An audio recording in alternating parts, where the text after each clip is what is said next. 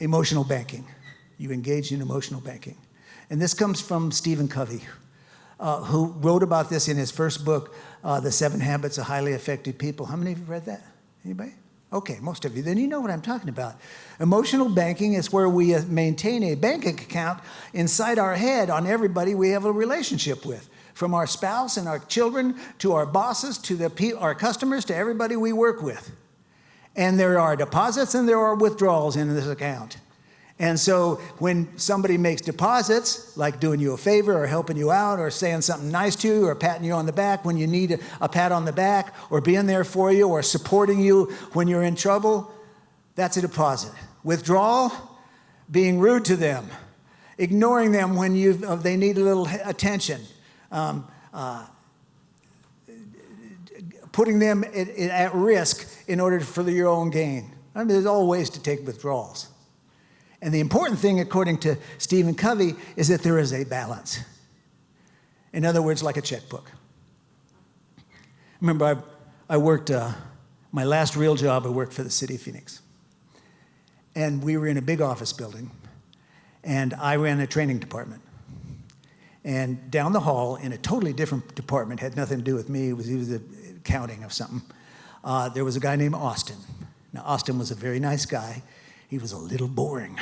You know, you ever talk to somebody who's super boring, uber boring, and within a minute your eyes are starting to droop and you're kind of looking at your watch and trying to figure out how to get out of this conversation? Well, that was Austin, but he was a nice guy. Now, we had this classroom where we did a lot of our training that had a big table in it, and I couldn't move it by myself. And so Austin was a big guy. He played basketball in college. So I'd go down and stick my head in and say, "Hey, Austin, could you help me move this table?" And Austin would always come down and help me. It's nice. Well, one day I needed some help, so I went down, I stuck my head in his office and said, "Hey, Austin, I need to move the table. Can you help me?" And he looked up at me and he said, "Larry, why is it that the only time you come down here is when you want me to help you move furniture?" I said, "What?" He said, you never come down here just to chew the fat. You've never come down here to offer to help me."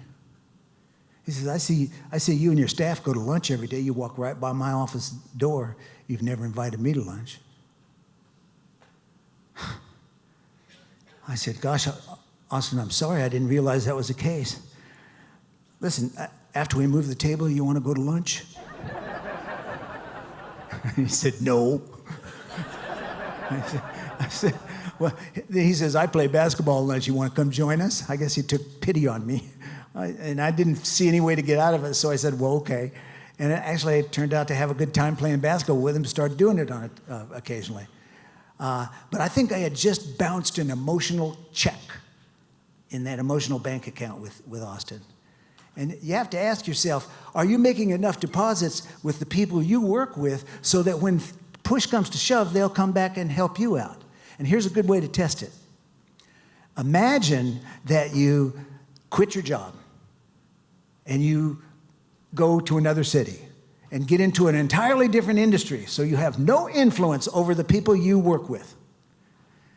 And then a year from now, you come back to town for some reason, and for some odd reason we won't go into, you get arrested at 3 a.m. and get thrown in jail.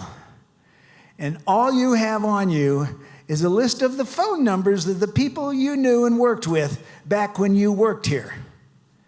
How many of you would feel comfortable calling those people up at 3 a.m. knowing that they would be glad to come down and bail you out? Let's see. Do we see any hands? Okay, well, I hope you're right.